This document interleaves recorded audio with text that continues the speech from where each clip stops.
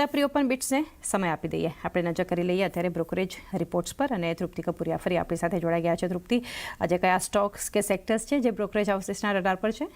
ચાને ગઈકાલે આપણે જોયું કે નેશનલ ઇન્ડિયાના પરિણામ જાહેર થયા છે અને ત્યારબાદ અલગ અલગ બ્રોકરેજ રિપોર્ટ આવે છે, ખૂબ જ પોઝિટિવ ધરાવી રહ્યા છે. સિટી તરફથી પણ અહીંયા આપણને ખરીદારીની સલાહ જોવા મળી રહી છે. લક્ષ્યાંક તેમને ₹1750 પ્રતિ શેર કર્યા છે. અહીંયા તેમનું કહેવું છે કે સતત આ ત્રીજો ત્રિમાસિક છે જેમાં કંપનીના પરિણામ ખૂબ જ સારા રહ્યા છે. આવક, એવિટા, નફો વાર્ષિક ધોરણે ખૂબ જ સારો રહ્યો છે. પ્રદર્શનમાં વોલ્યુમની અગત્યની ભૂમિકા પણ જોવા મળી રહી છે અને કંપનીના ચારેય સેગમેન્ટ છે તેમાં અહીંયા ડબલ ડિજિટ ગ્રોથ જોવા મળ્યો છે. એટલું જ નહીં, Q1 FY27માં લગભગ 100% વોલ્યુમ ગ્રોથ જે છે તેના પણ અનુમાન આપી રહ્યા છે અને ખાસ કરીને ગ્રામીણ ડિસ્ટ્રીબ્યુશન છે તેના વિસ્તાર પર ગ્રોથનો એક સારો સપોર્ટ પણ મળી રહ્યો છે અને ઈ કોમર્સ બિઝનેસમાં પણ કંપનીનું સારું એક મોમેન્ટમ જે છે અહીંયા આપણને જોવા મળી રહ્યું છે. એટલે જ એડવર્ટાઇઝિંગ અને પ્રમોટર્સ છે તેમાં પણ કંપનીનું રોકાણ અહીંયા વધતું જોવા મળી રહ્યું છે.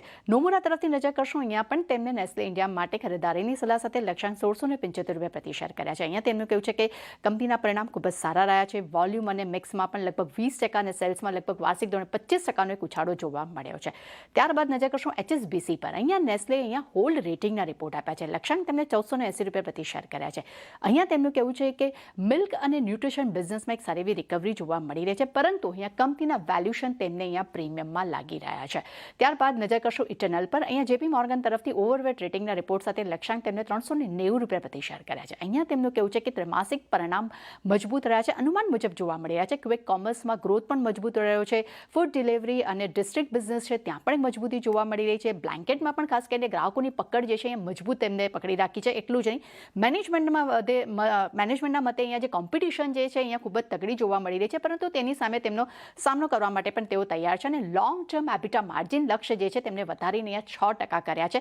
સાથે તેમને પણ કહેવું છે કે પ્રતિ સ્ટોર કેપેક્સ જે છે અહીંયા તેમને વધાર્યું છે. જે પહેલાં 1 કરોડ હતું તેને વધારીને તેમને અહીંયા 2.5 કરોડ કરી દીધા છે અને ફૂડ ડિલિવરી માર્જિન અહીંયા 5.6% પર અહીંયા તેમને સ્થિર રાખ્યા છે. CLSA તરફથી પણ આપણે જોઈશું ત્યાં આઉટ પરફોર્મ રેટિંગના રિપોર્ટ સાથે લક્ષ્યાંક ₹506 ઇટરનલ માટે કરવામાં આવ્યા છે. અહીંયા તેમનું કહેવું છે કે કંપનીનું કોઈ કોમર્સ અને ફૂડ ડિલિવરી બંને જ સેગમેન્ટનું પ્રદર્શન ખૂબ જ મજબૂત રહ્યું છે. ઝોમેટોની ગ્રોથ જે છે અહીંયા 6 ત્રિમાસિકમાં સૌથી વધુ રહ્યું છે. ખાસ કરીને નોન કમિશન પ્લેટફોર્મની અસર જે છે હવે અહીંયા મર્યાદિત જોવા મળશે. જેફરીઝ તરફથી નજર કરશો, અહીંયા તેમને ઇટરનલ માટે અહીંયા ખરીદારીની સલાહ સાથે લક્ષ્યાંક ₹415 પ્રતિ શેર કર્યા છે. અહીંયા તેમનું કહેવું છે કે માર્કેટ શેર પર નહીં પરંતુ સારા ગ્રોથ પર મેનેજમેન્ટ ફોકસ કરી રહી છે. એટલું જ નહીં, ફૂડ ડિલિવરી જે છે તેમાં પણ નફો જે અનુમાનથી સારો રહ્યો છે. નોમુરા પર નજર કરશું, અહીંયા તેમને ઇટરનલ માટે પણ ખરીદારીની સલાહ આપી છે. તેમના તરફથી પણ લક્ષ્યાંક ₹350 પ્રતિ શેર કર્યા છે. અહીંયા તેમનું કહેવું છે કે બ્લિંકિટનો એબિટા માર્જિન જે છે અહીંયા 6% તેમને વધાર્યા છે. ખાસ કરીને મેનેજમેન્ટનું ફોકસ જે છે, કંપનીનું ફોકસ તે મોટા સ્ટોર્સ અને વેરહાઉસ પર અહીંયા વધુ જોવા મળી રહ્યું છે. વધુ પ્રોડક્ટ, મજબૂત વર્કિંગ કેપિટલ પર તેઓ ફોકસ કરી રહ્યા છે અને ખાસ કરીને NOVમાં અહીંયા 57 થી 74% ગ્રોથના અનુમાન તેઓ રાખી રહ્યા છે. HSBC તરફથી નજર કરશું, એમને પણ અહીંયા ઇટરનલ માટે ખરીદારીની સલાહ સાથે લક્ષ્યાંક ₹340 પ્રતિ શેર કર્યા છે. અહીંયા તેમનું કહેવું છે કે ફૂડ ડિલિવરી, ક્વિક કોમર્સ બંને જ કંપનીના બિઝનેસના માર્જિનમાં સારો સુધારો જોવા મળ્યો છે. ઓપરેટિંગ લેવરેજનો પણ અહીંયા ફાયદો મળ્યો છે. શેરમાં લગભગ 15 થી 20% CAGR રિટર્નની પણ તેઓ અપેક્ષા રાખી રહ્યા છે. છેલ્લે નજર કરશું JSW એનર્જી પર. જેફરીઝ તરફથી ખરીદારીની સલાહ સાથે લક્ષ્યાંક ₹720 પ્રતિ શેર કરવામાં આવ્યા છે. અહીંયા તેમનું કહેવું છે કે ક્ષમતા વધારાને કારણે કરીને એબિટા અનુમાનથી ખૂબ જ સારા રહ્યા છે.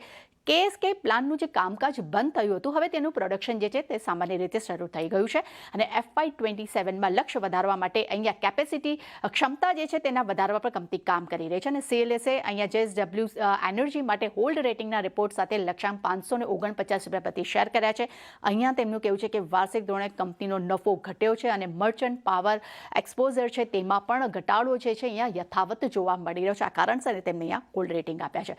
એટલે ચાની ચાર બ્રોકરેજ છે ચારે પર એક સારી એવી એક્શન આજે દિવસ દરમિયાન આપણને જોવા મળી શકે છે. જી, તો ખાસ આ બ્રોકરેજ રિએક્શન પર એક નજર રાખીશું. તૃપ્તિ, આભાર આપનો સમગ્ર માહિતી માટે.